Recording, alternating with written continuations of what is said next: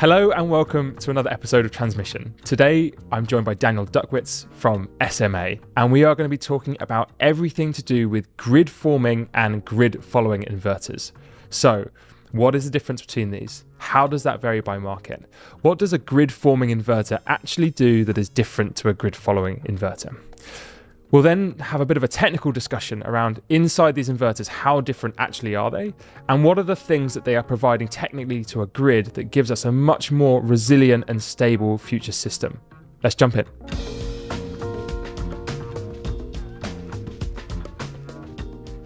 Hello, Daniel, and welcome to Transmission. Hi, Ed. Thanks for having me here. I'm delighted to have you here. And let's, as ever, kick off with a little bit about you. So who are you? Who do you work for? And kind of what's your experience in the space? Yeah. So I work for SMA Solar Technology, a power conversion company based in Germany. And my role is to care for the grid stability portfolio. So that means all the utility scale plants that we equip with our inverters and control systems, they need the right features for stability. And I care for that on a more long-term outlook, but also in the, let's say, day-to-day evolution of new requirements in different markets.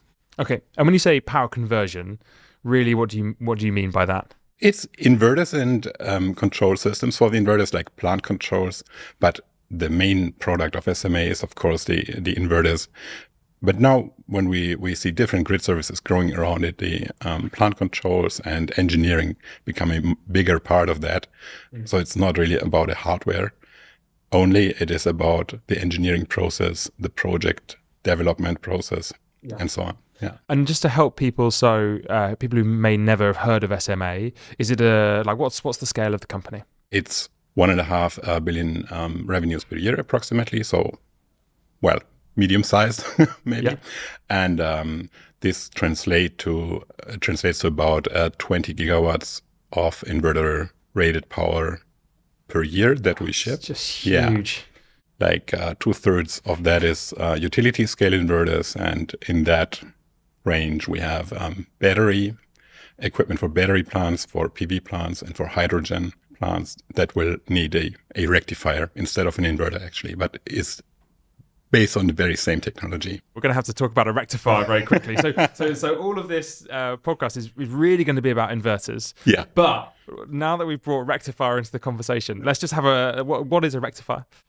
Well, a rectifier will take power from the grid and put it out at a DC terminal and then feed it to the electrolyzer that will generate hydrogen. Mm-hmm. And this is exactly the opposite direction compared to a solar inverter, which will take the power from the DC side and put it out on the AC side. So it's only the direction change. And luckily, the battery inverter will do both directions. So it is really very, very similar technology. Okay, really interesting. And that inverter you described for solar, that would typically be something called a grid following inverter. Yeah. We have two types of inverters in a really simple sense, a grid following inverter and a grid forming inverter.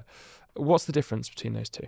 So traditionally, when PV plants were first introduced, their job was to feed in the power, as much as power, the maximum power from the PV array. And they would just get a set point and feed that to the grid, no matter what happens in the grid. And then when we talk about grid forming, these inverters will still do the same job. They will feed power or take power from the grid to charge a battery, but they are also able to instantly change their output according to the needs of the power system. If there is some incident in the power system, like a loss of generation or a sudden loss of a large load, there will be a power imbalance, and that can be instantly supplied by the grid forming inverter. Just going back to the grid following inverter, you mentioned that an inverter would have a set point within it. What's a set point? So the set point is basically the command from either the maximum power tracker of the PV or from the trading interface of a battery to feed a desired amount of power, for example, for a quarter hour or for full hour, depending on the market conditions. And this set point needs to be executed to technically execute the trading of the energy that happened before. Yeah. Okay. So all inverters on the grid following side essentially have this set point that's like 1 megawatt, and so they would generate to say 1 megawatt. But the grid forming inverter instead of having, say, one set point, which is, say, a 1 megawatt, it also has other things that it can do. So what are those other things that grid forming system can do? So the grid forming inverter will provide a steady output and reference of frequency and of voltage amplitude in the power system. And all of the grid forming devices together, they will form the overall grid voltage and grid frequency. And this is something that is required to balance the system in case there is anything deviating from the set points, like any event, like a generation outage or similar. And so if you need a healthy system, it needs to both balance from a power perspective, but it also needs things like voltage to be balanced in certain parts. It also needs the right frequency to be adhered to. So a grid following inverter will do one of those in the power side, but a grid forming inverter can help with keep a few more metrics healthy effectively for a power system. Okay. And just to help people understand, so in terms of the inverters that are out there today, what's the split between grid following and grid forming? Let's say the installed base is 95% grid following, or even more, is more than 95% grid following. When we look at what we are installing today, I would say it's 1/3 grid forming and 2/3 grid following. That might be biased because SMA is trying to be quick with the introduction of new technology, to be at the forefront of the evolution here. But I would say every third battery inverter is a grid forming inverter today. Okay, and if you go forward 5 or 10 years, do you think that will kind of completely flip, and so it'll be kind of grid forming inverters that are majority, or do you kind of not see that happening? I certainly hope there will be mostly grid forming inverters for batteries, but this is actually another topic we should touch on. What about PV and what about wind generation? But then for batteries, I think it will be almost exclusively grid forming inverters in the future, because we need them for the system to be stable when conventional power plants are being phased out. Mm-hmm. Mm-hmm. Okay, and let's take a note on the PV and wind and the inverters that go alongside PV and wind, because we will definitely come back to that. So maybe to ask a question around, if you have a system that's running on lots of grid following inverters, does that create a problem in terms of the system's operability? It doesn't, because, we see the system is working with grid following inverters today, and a large share of them. But there is a point where the system stability needs some inertia, some more inertia than the remaining conventional generators provide. So at the moment, there is always some conventional generators online, and these provide their inertia, and that means a millisecond response time in case of outages. But if these are getting less and less, there will be basically a tipping point. And now there is a need to plan in the system planning from the transmission system operator perspective.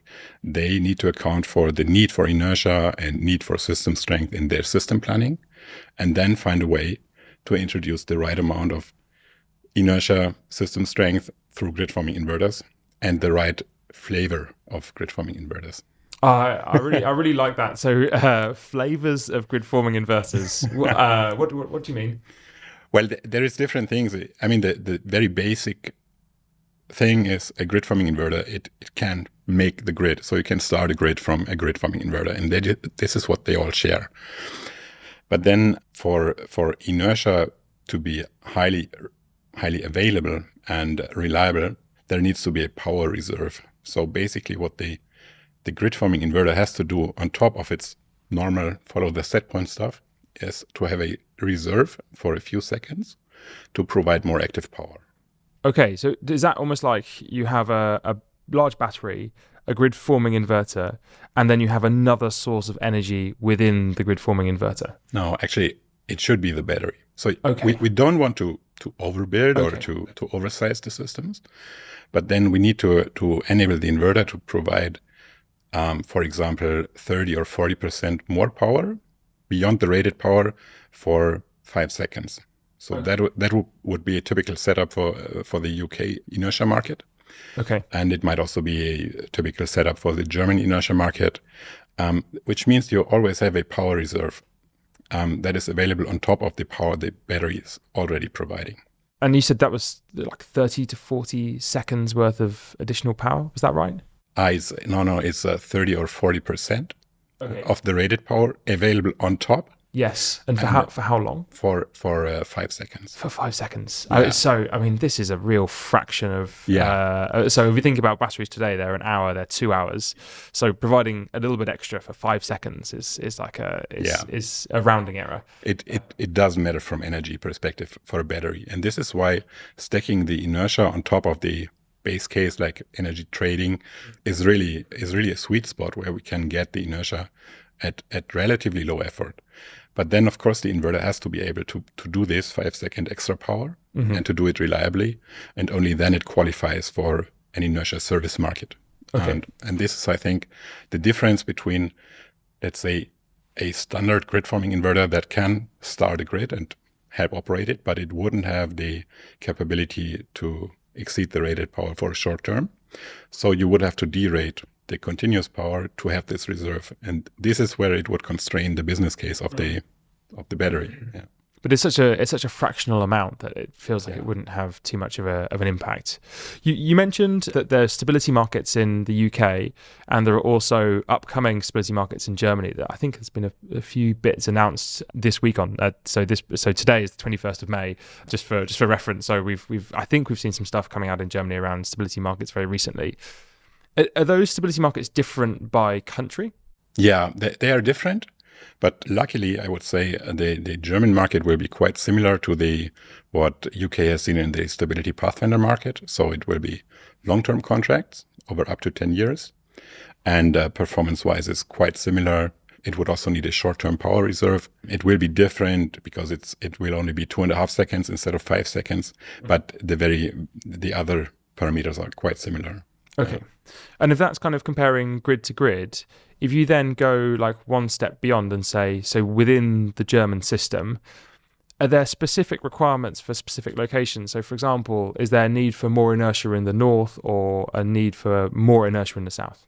Yeah, basically the regional requirements have been defined in the system planning.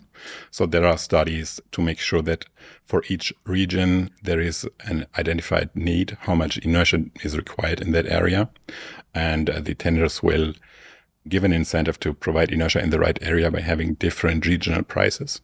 Yes. Yeah. And I think maybe just to be really clear, so there will be an engineer listening to this going, oh, you're talking about inertia. Yeah. You're talking about inertia from a grid forming inverter. Yes. So you're not talking about real inertia. We're talking about synthetic inertia. Yeah. So do you see the difference between those two things? Of course, the inverter doesn't have a flywheel inside, but it has the equations of a flywheel inside to replicate the behavior. And it has also some advantages like improved damping. So a synchronous condenser or synchronous machine, they can oscillate against the grid and cause these inter-area or local area oscillations.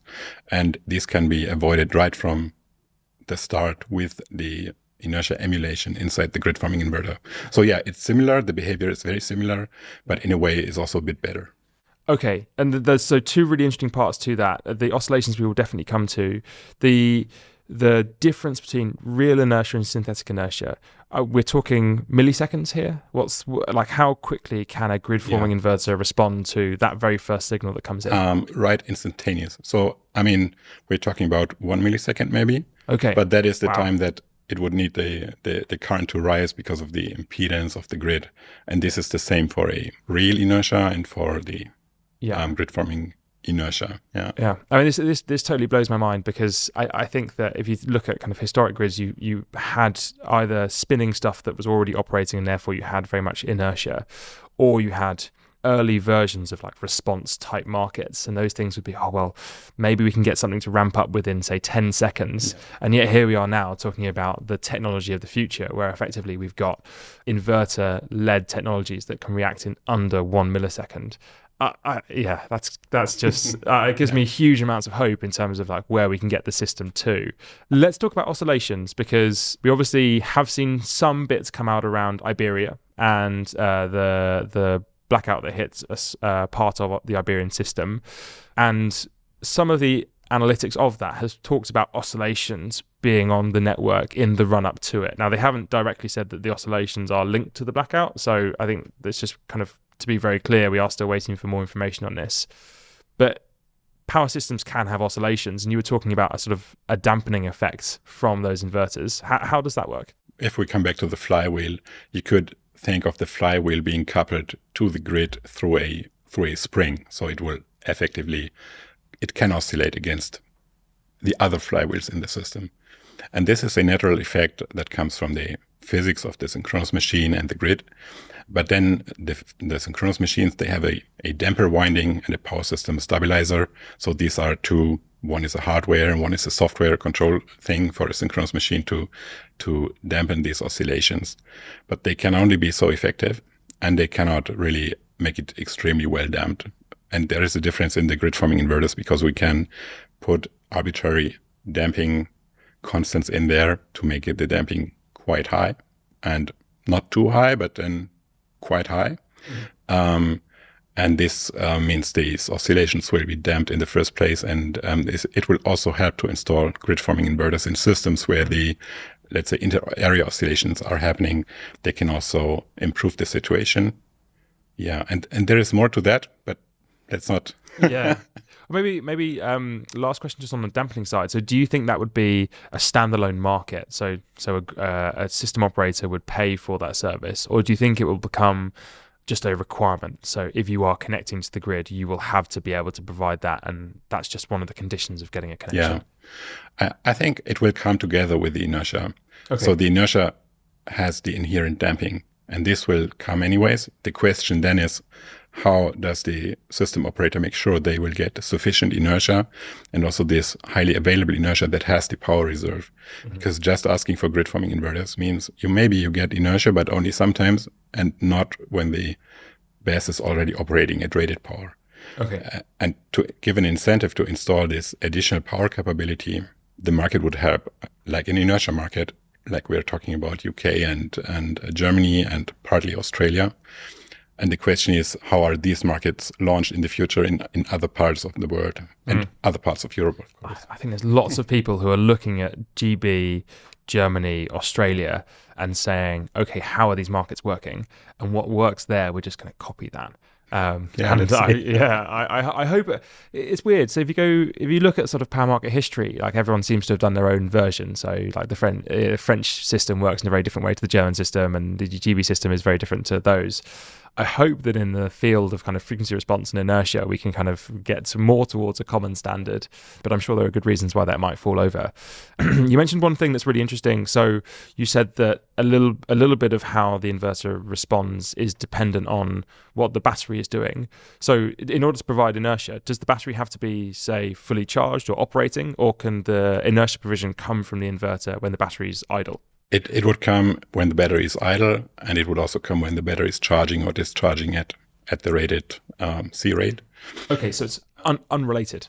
It is not fully unrelated. The one thing that needs to be made sure is that the BMS allows this short-term peak power also from the battery side. Okay. And this can easily be done. It's technically the battery will be able to provide it. The BMS must not trip if it does. Yeah. So this is something where we have a interface with the DC block manufacturers or DC block suppliers, and this needs to be well arranged to make sure that this peak power can be provided. It also needs to be contractually agreed. How often does it happen? Does it have an impact on lifetime? Interesting. It most likely doesn't have this impact on lifetime, but then it needs to be agreed with the battery supplier, of course. Okay. Yeah. And you snuck two terms in there that I think not everyone will know. So would you mind explaining what a BMS is? And would you also mind explaining what a DC block is? So in the large scale BESS, there is usually DC blocks, which is a container full of battery racks, which is then interfaced to an inverter station. And we're talking about, for example, 5 megawatt hour per standard container, so 20-foot container size. Mm-hmm. And two of these containers might be connected to another 20-foot container that has the inverter and the transformer and the medium voltage interface on it. So that is the Lego blocks, or the building blocks of a BESS. Yeah? And the DC block is basically the battery container. And the BMS is the battery management system. So that's the monitoring of all the batteries in that container. And this BMS has a communication interface to the plant controller, but also to the inverter to make sure that the inverter respects the limits of the battery. For example, if the battery is empty, the BMS will tell the inverter, it's empty, don't try to discharge anymore. Okay, so all of these components essentially interface with each other. Yeah. And for SMA, for example, so do SMA make the DC blocks for the batteries? We don't, no. What we do is focus on the power conversion, so basically from the DC interface to the medium voltage interface. So this is our focus, also the plant controls and also the interface to the BMS. Okay, and so you spend a lot of time making sure that the thing that you're putting in between the DC block and the grid is compatible with kind of both sides of it. So that's really where that answer comes from. Okay, a grid forming inverter versus a grid following inverter. If I was to look into a grid forming inverter and a grid following inverter, would they be similar, or like how are they different inside the inverter? If you look at the hardware, they look almost identical. You wouldn't notice a big difference. What we have done is to allow this short-term peak power capability, we have changed the semiconductors to have this additional short-term capability.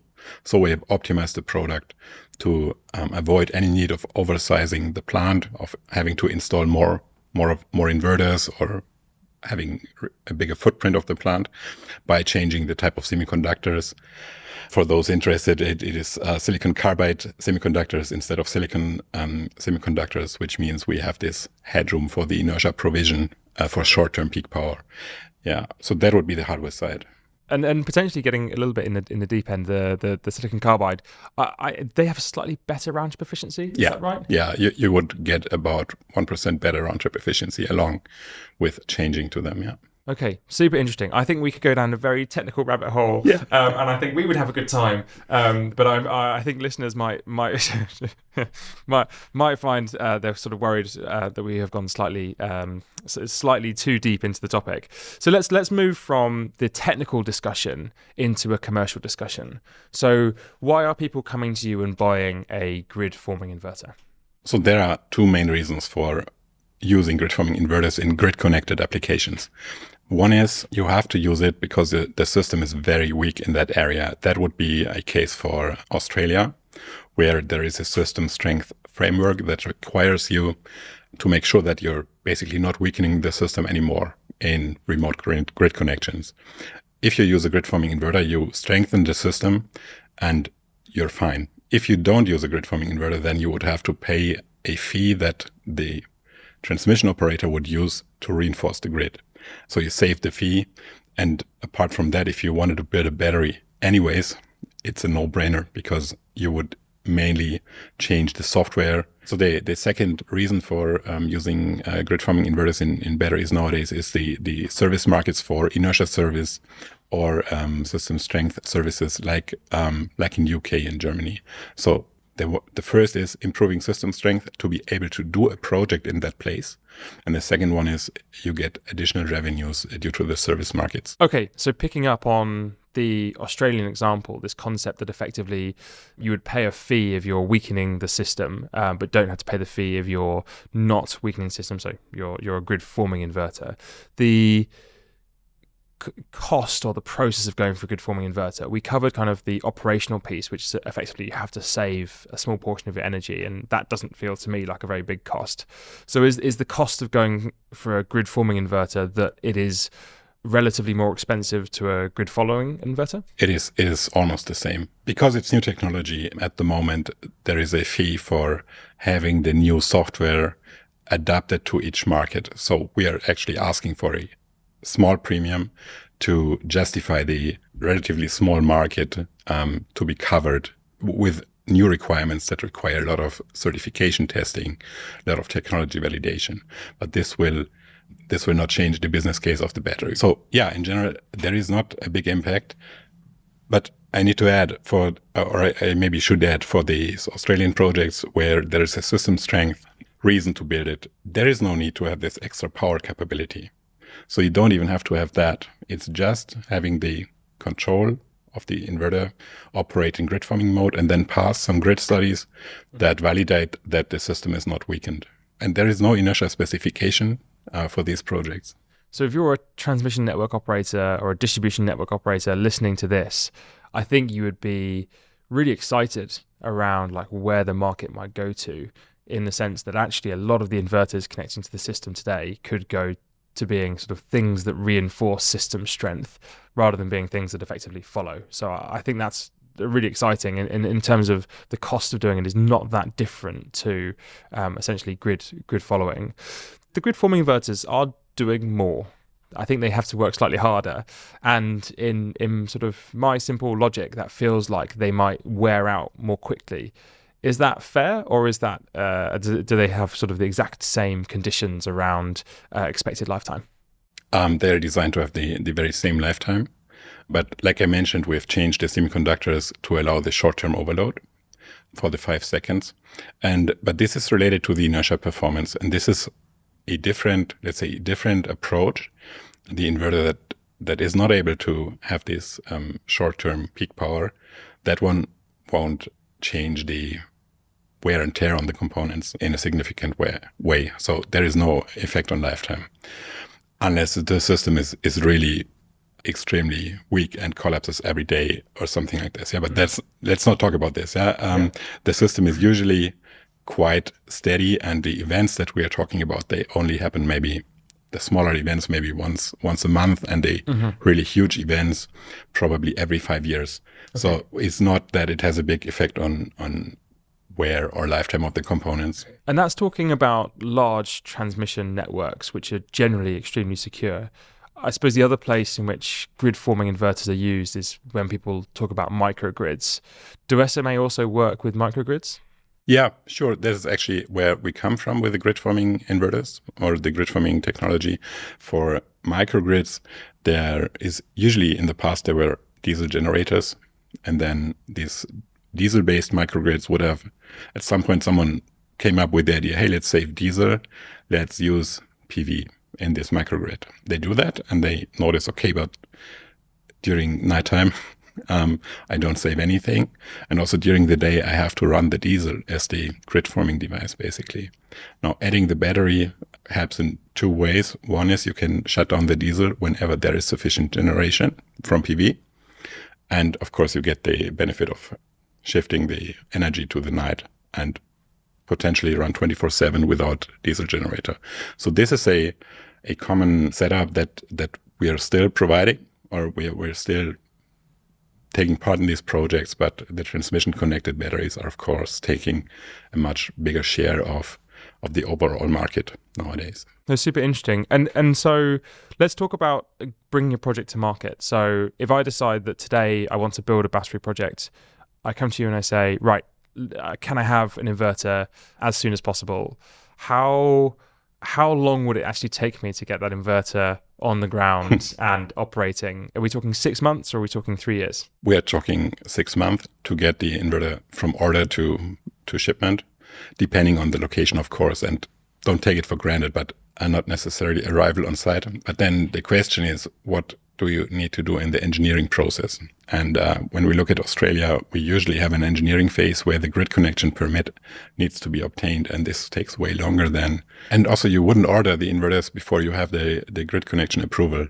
So this takes actually a long time. And in Australia, the grid studies are quite extensive. So you study a lot of scenarios. Also, the TNSP, the transmission operator, will do their own studies with the model of your future plant before they give you the approval for connection. And this needs a well-supported modeling and a consultant that will do most of the modeling work, but also the support from SMA in helping the consultant tune the model so that they meet the requirements in the end. Okay, so let's say someone wants to build a battery site in Australia. That study will be done.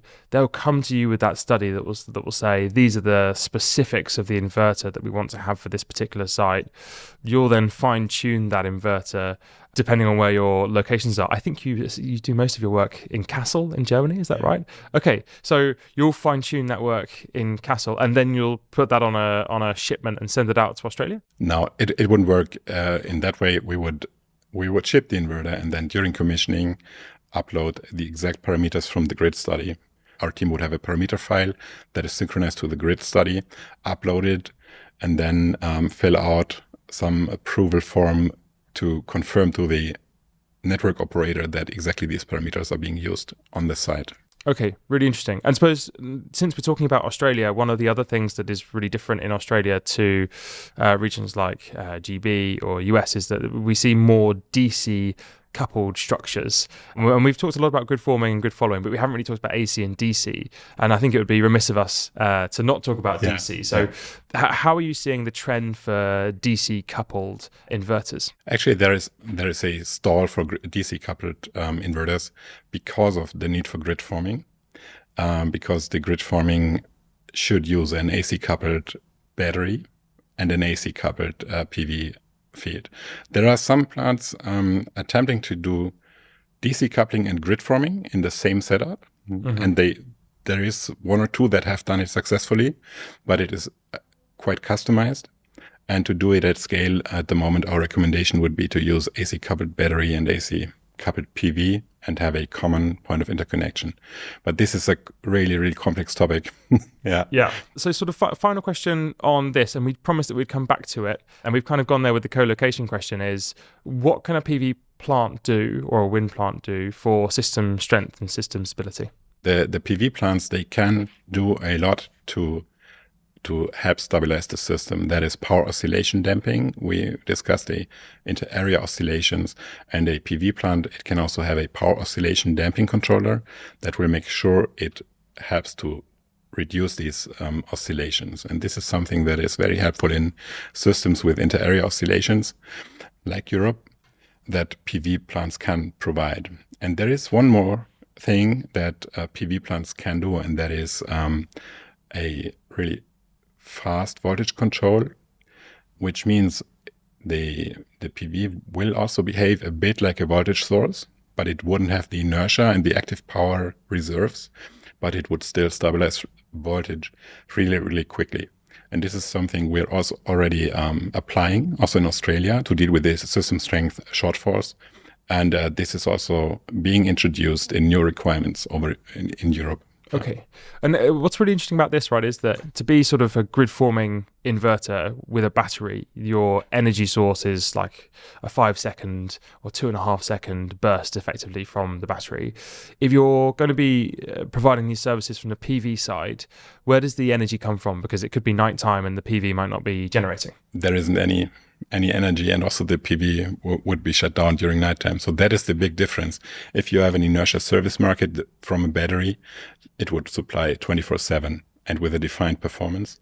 The PV wouldn't operate at nighttime anyways. It would, during the daytime, not be able to increase the power. It has maybe a 1 millisecond energy buffer in a capacitor, but that doesn't really help to stabilize the system because it will be empty after 1 millisecond, which is the reaction time that we're talking about. So I think the PV should do what it can do, and that is instantaneous support for the voltage, but not for the active power balance and the frequency. Okay, makes sense. That moves us on to our final two questions, and they are, the first one is there anything that you'd like to plug? Yeah, I think we need in the power systems with high inverter penetration or with high amounts of renewable generation, we need initiatives to fast track the evolution of how we deal with stability, and introducing grid forming inverters and inertia service markets is part of that. But what I see is in some markets this is happening, but in some markets I think this should be a bit more fast tracked to make sure that we have stable systems, which are the basis of everything we do. I think that's a hugely important plug, and it's something that we need to be ahead of, right? So you definitely don't want to be in a situation where you're behind system stability and events are happening. You want to be ahead of this to make sure that everything is contained. So I think people would wholeheartedly agree with that. And then on to the final question, is there a contrarian view you hold? So is there something that you believe that the majority of the market don't? Well, I think that the long-term service contracts for inertia service or for other stability-related services are the key, because these long-term contracts would help to justify the investment in the first place and to have a long-term revenue stream, even if the revenue is maybe a bit lower than for a short-term contract. But you will get certainty that you have the stability, and the owner has the revenue stream over a relatively long time. So that would be, in my opinion, the best incentive to introduce the new technology and provide a 24/7 stability. Okay. I think we've seen a few markets. So, for example, frequency response was originally looking at longer term contracts and then eventually moved down to sort of day ahead contracts. So I will be quite interesting to see whether those inertia contracts actually do move into, say, like a day ahead or month ahead type procurement, or whether they stay in like a longer term, longer term contract. Daniel, thank you very much for coming on Transmission. You've been a fantastic guest, and I think people will be fascinated to hear about how inverters work and how they set up grid stability for the future. Thanks a lot.